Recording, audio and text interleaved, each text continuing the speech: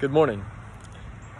It's part of human nature, the way God has created us, that we are curious by nature. We're curious about the world around us. We're curious about the reasons behind why things happen. And so we often, when things happen, whether they're good or bad, we ask ourselves, well, why did this happen? And particularly when things aren't going our way, we ask that question, why is this happening? Is there something that I could have done or something that someone could have done that would have prevented this, whatever the tragedy or that event happened to be? We also sometimes ask this question through a more theological lens. Is there some way that I'm being punished because of this thing that's happened or happening to me?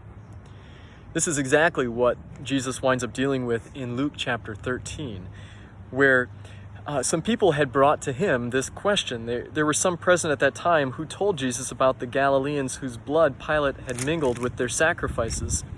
But Jesus said to them, "Do you think that these Galileans were worse sinners than all the other Galileans because they suffered in this way?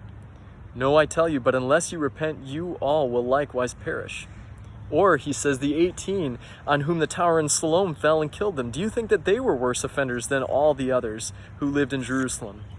No, I tell you, but unless you repent, you too will perish.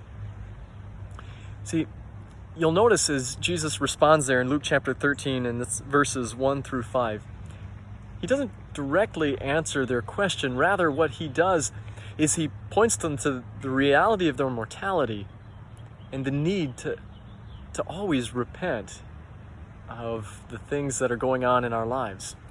And then he tells this story, and it's the story of the barren fig tree, and it's kind of an uncomfortable one because it presents a picture of Jesus and God that we don't always want to consider.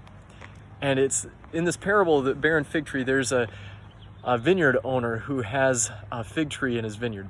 And for 3 years, he's come looking for fruit from this tree. And for 3 years, he's found nothing. And so he says to his vine dresser, "Cut down this tree. Why should it use up this good soil?"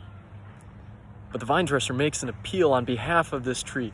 "Just give me 1 more year, and I'll dig around it, I'll fertilize it, and then let's wait a year and see if it produces fruit, and then if not, then chop it down."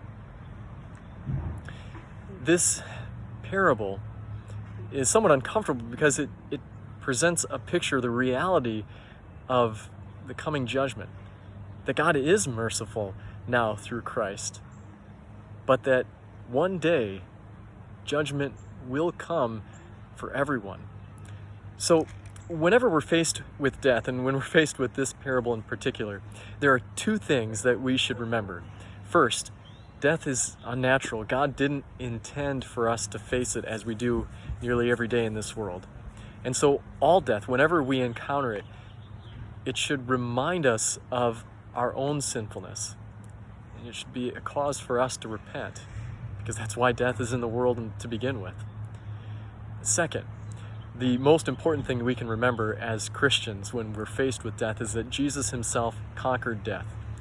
Through the cross, when he was raised from the grave on the 3rd day, death has lost its sting for us. Because for us as Christians, when we die, it's asleep. And we'll be raised again when Christ comes on that last day and the trumpet sounds to life eternal. Have a great day.